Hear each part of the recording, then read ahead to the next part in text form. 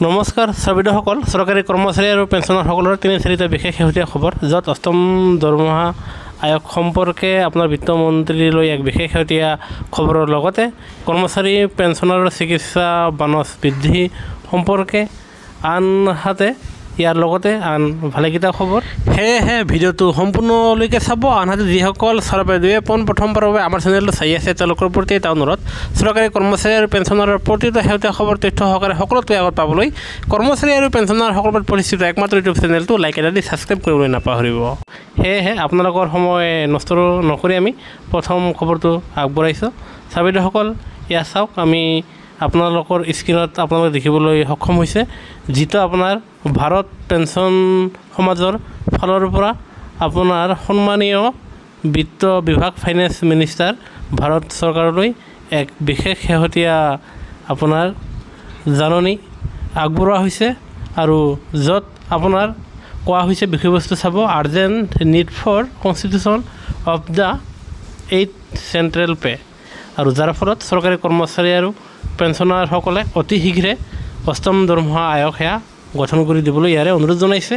আৰু লগতে ভাৰত পেঞ্চনভোগী সমাজে জনাইছে যে সপ্তম দৰমহা আয়োগৰ অধীনত ভালেকেইটা সিদ্ধান্ত গ্ৰহণ কৰা হৈছিল, আৰু য'ত কোৱা হৈছিল যে একৰেট ফৰ্মুলা, আৰু এই ফৰ্মুলা মতে প্ৰতি 5 বছৰ পিছে পিছে আপোনাৰ দৰমহা সংশোধনী কৰা হ'ব, আৰু যাৰ ফলত কৰ্মচাৰী আৰু পেঞ্চনাৰসকলৰ দৰমহা বঢ়াই দিয়া হ'ব একৰেট ফৰ্মুলাৰ ওপৰত, আৰু যাৰ ফলত এয়া আপোনাৰ কৰা হোৱা নাই। তেনেস্থলত ভাৰত পেঞ্চনভোগী সমাজে বিত্তমন্ত্ৰী ডাঙৰীয়ালৈ অনুৰোধ জনাইছে যে যিহেতু সমাগত 2026 1 জানুৱাৰী আহিবলৈ আৰু বেছি দিন নাই, সেয়েহে মূল্য বৃদ্ধিৰ প্ৰতি লক্ষ্য ৰাখি এতিয়াই সময়, আৰু সেয়েহে কৰ্মচাৰী আৰু পেঞ্চনাৰসকলে পাবলগীয়া অষ্টম দৰমহা আয়োগৰ কমিটি অতি শীঘ্ৰে গঠন কৰি দিবলৈ ইয়াৰে অনুৰোধ জনাইছে, যাতে 2026 1 জানুৱাৰীৰ পৰা সময়মতে যাতে তেওঁলোকে দৰমহা আৰু পেঞ্চন বৃদ্ধিৰ সুবিধা পাবলৈ সক্ষম হয়।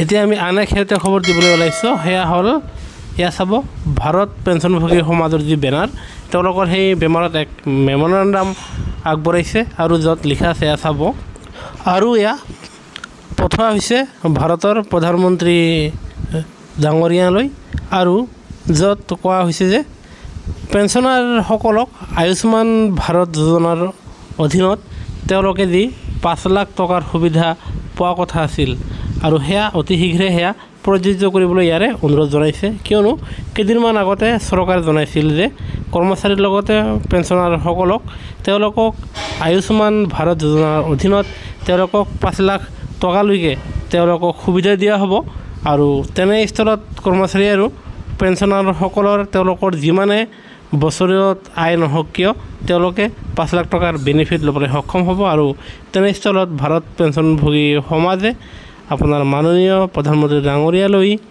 ইয়াৰে জনাইছে যে অতি শীঘ্ৰে আপোনাৰ 5 লাখ টকাৰ সেই সুবিধা প্ৰদান কৰিব লাগে।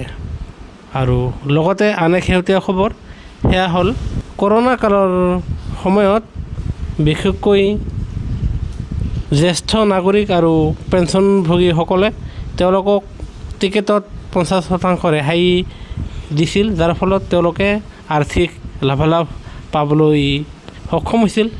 তেনে স্থলত আকৌ এবাৰ শেহতীয়া খবৰ, য'ত ৰেলৱে যি ভাড়া আছে, আৰু সেই ৰেলৰ টিকেটত ভাড়াত য'ত জ্যেষ্ঠ নাগৰিক আৰু পেঞ্চনাৰসকলে তেওঁলোকে ভাড়াৰ ক্ষেত্ৰত অতি শীঘ্ৰে তেওঁলোকে এক বিশেষ ভাল খবৰ লাভ কৰিব, যাৰ ফলত তেওঁলোকে 50%লৈকে তেওঁলোকে টিকেটত ৰেহাই পাবলৈ সক্ষম হ'ব।